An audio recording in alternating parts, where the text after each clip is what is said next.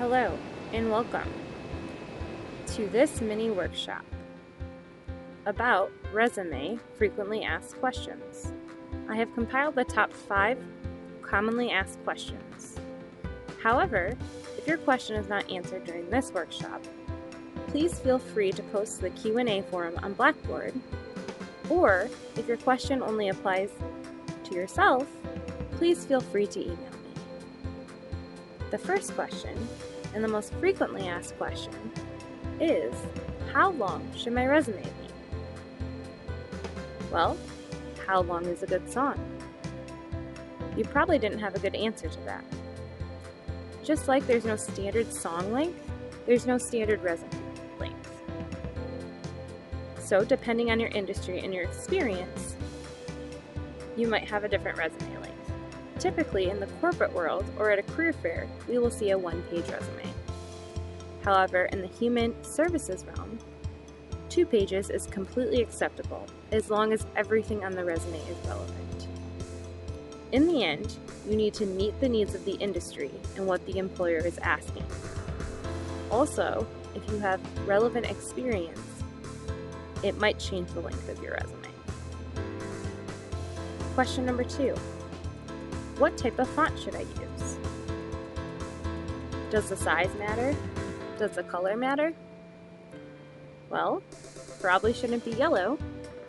I say that because I've seen a yellow one before with yellow font.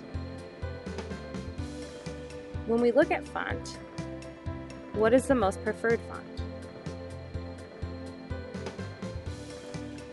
Did you think Times New Roman?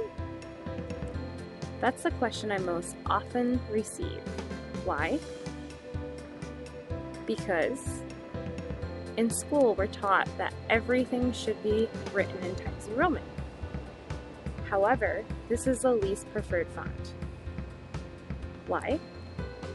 Because it's so commonly used.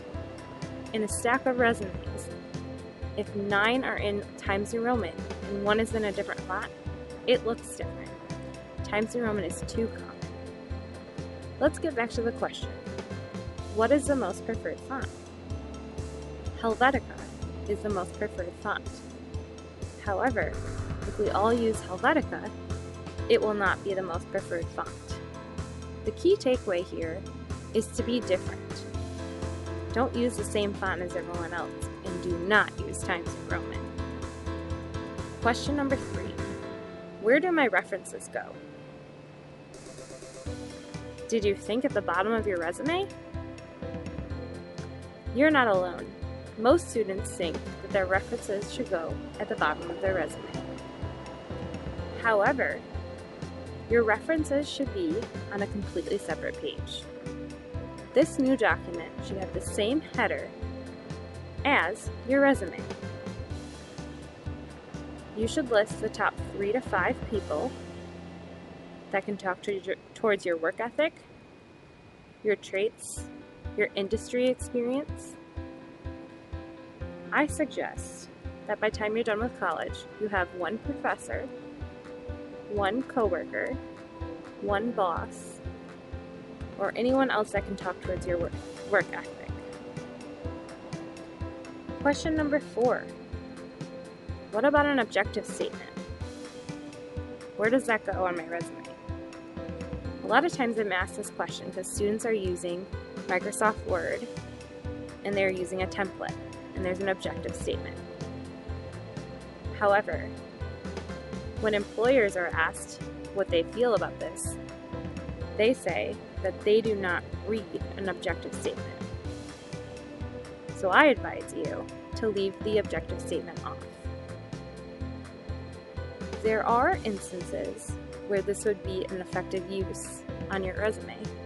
However, if you don't have much industry experience, then it's not a good use of your time. Question number 5. What do I put on my resume? Well, one thing to leave off is your high school experiences.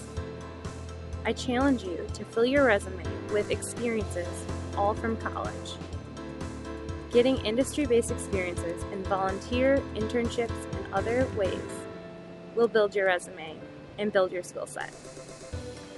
I advise you to have a long running resume, maybe 10 pages, and use this resume to pull your most relevant experiences when applying to a job. Your long running resume might be 10 pages. However, when applying to a job, pull the most relevant experiences to make that 1-page or 2-page resume. I hope that we answered all your questions today. If you have any further questions, please feel free to reach out on Blackboard or via email. Have a great rest of your day.